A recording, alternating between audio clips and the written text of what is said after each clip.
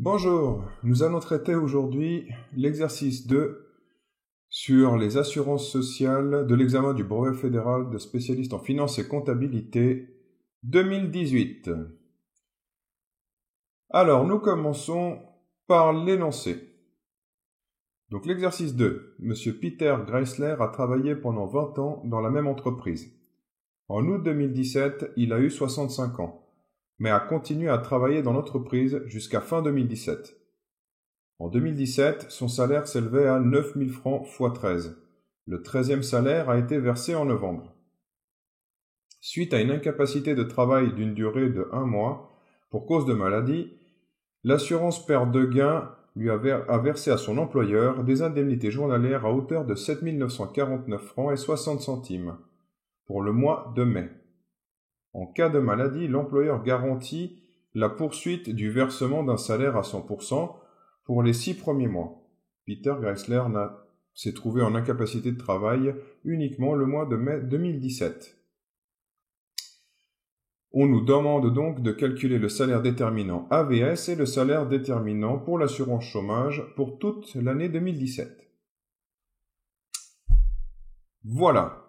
Donc, à partir de là, qu'est-ce que nous allons faire? Première chose que nous allons faire, ça va être déjà de voir le salaire de base qu'a Peter Greisler.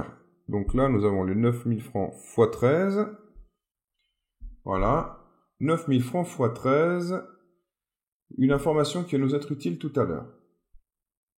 On nous dit aussi que le salaire est versé en novembre, mais c'est pas forcément une information importante pour ce que nous allons devoir traiter. Donc, là, pas besoin de surligner. Je vais vous indiquer juste les informations que nous allons avoir besoin pour traiter ce salaire.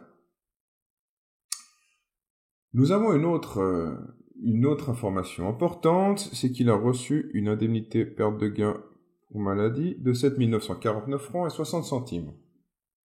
Voilà quelque chose qui est important. Autre chose qui est importante, c'est que son employeur lui garantit le salaire à 100% durant les 6 premiers mois.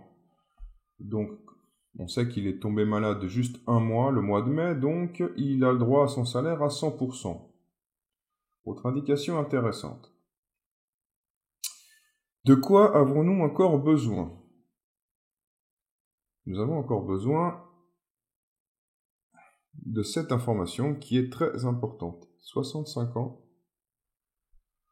au mois d'août, excusez-moi. Donc août 2017, 65 ans. Ce qui veut dire qu'à partir de septembre, les choses vont changer pour lui, surtout en termes d'AVS et d'assurance chômage. Vous pensez bien, d'où l'intérêt d'indiquer cela pour cet exercice. C'est là que nous allons avoir les petites subtilités des cotisations AVS et des cotisations de l'assurance chômage. Voilà, maintenant que nous avons mis en évidence les sujets, les indications importantes et les points clés importants, nous allons pouvoir passer maintenant au calcul. Donc, j'ai repris le correctif avec la solution et nous allons détailler cela et donner les explications qu'il convient. Donc, tout premièrement, pour déterminer le salaire AVS.